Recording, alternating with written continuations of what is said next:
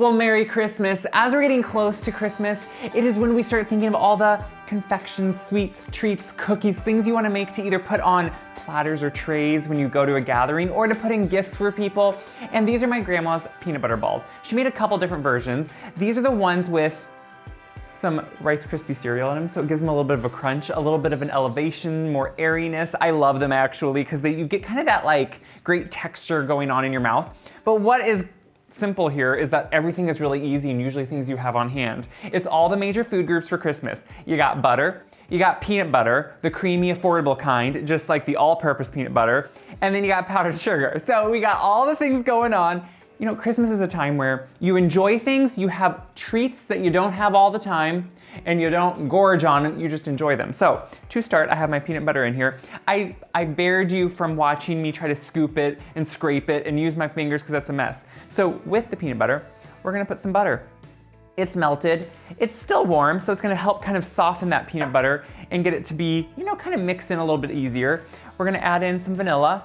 I just think the vanilla with peanut butter, it really does. It offsets it, you need that. So I'm gonna start by mixing that just a little bit, and we'll add powdered sugar.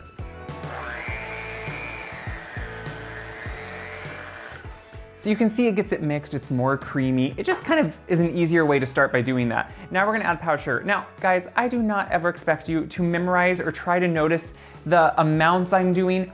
All the recipes are either in the description or on my website, and they're printable on my website. So you can check either one there, wiseguy.com, get the recipe, or in the description of this video, and make sure you know what's going on. So yes, there's powdered sugar. What that does is really dry out the peanut butter and make it so it's more of that texture of a candy as opposed to a smooth, spreadable thing.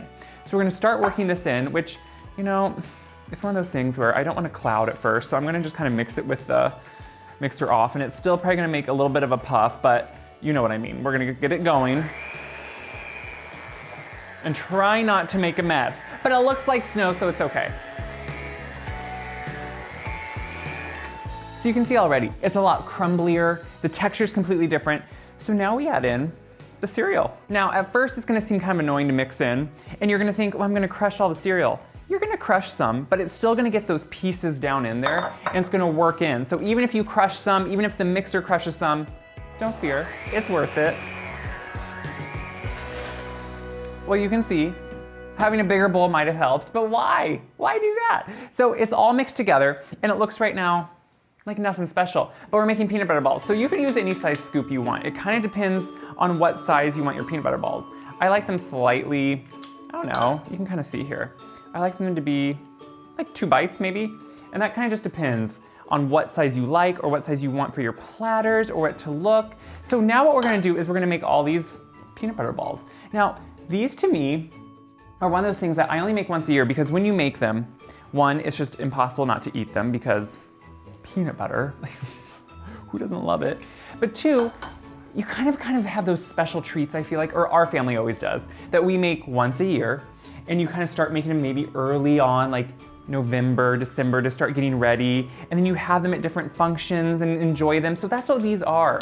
And Grandma would sometimes make some without any like cereal in them, and then they would be more like a Buckeye. So if you're familiar with a Buckeye, those are a little bit more dense and kind of just more rich. These have a little, these are airier, so they're almost more healthy, I'm gonna say, with the cereal, except not at all. So I'm gonna keep making these, roll them into balls, and we'll talk about how we coat them because they need chocolate yet.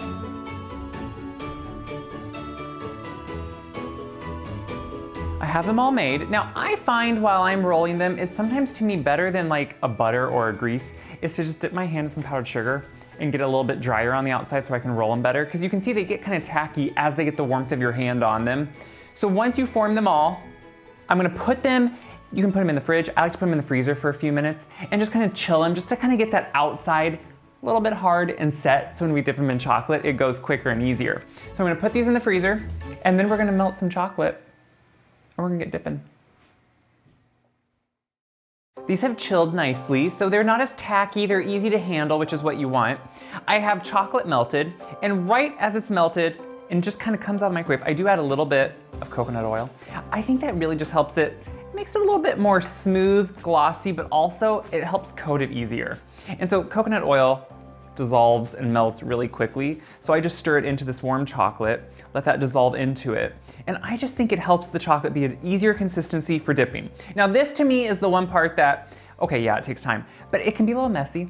And it can always sometimes be a little, I don't like to put them back on a rack when they're drying because then the chocolate goes through the rack and they usually get stuck to the rack, so that doesn't work. What I like is, since this whole thing was either in the fridge or freezer, it's chilled. So even the baking sheet itself is cool. So once we dip them and put them back on there, it should help the chocolate actually set quicker.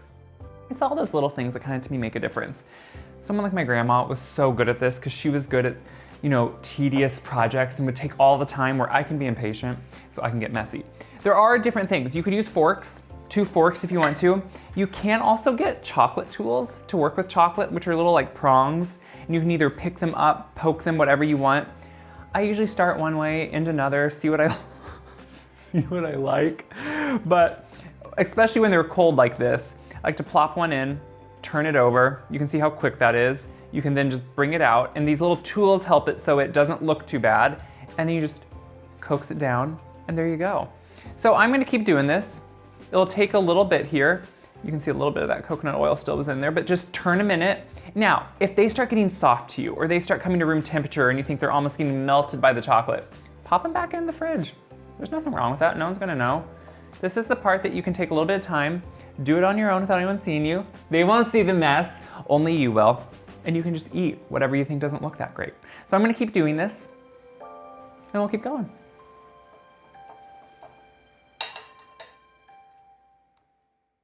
I have them all dipped, and what I did as they were still kind of wet from the chocolate, or the chocolate was still kind of warm and melted on top, I took some flaky sea salt, just some nice, thick, flaky sea salt, because I like it to actually stand out.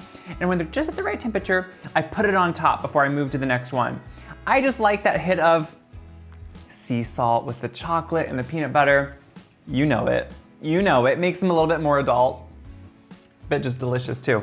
So they all set as I was doing it. Since they were chilled, since they were cooled, the pan was kind of cool, they kind of just set pretty quickly as I'm going. Now, it's one of those things. Are they perfect? No, because they're done at home. That's the point. What I love about gifts and Christmas goodies we make at home, no, they don't look like they come from a factory, but that's the point. You want them to look homemade. So you'll see little bits and pieces coming off of them. And if you want, you can pick them up at the end, and if you need to, like, clean them up or something, but they look delicious because they are delicious. So this is the best part. Package them up, try them. I'm gonna try one for you.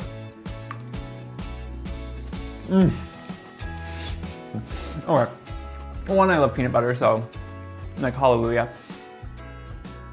What I love is, it's not just completely dense, thick peanut butter. It has the airiness from the cereal in it. So you get kind of more texture going on with that. And the hit of the dark chocolate on the outside with that salt. Hello, it's good, and it's Christmas, and it's so delicious. So what do I hope you do with this? Well, I hope you make them, because come on, look at them. 2, I hope you share this video around.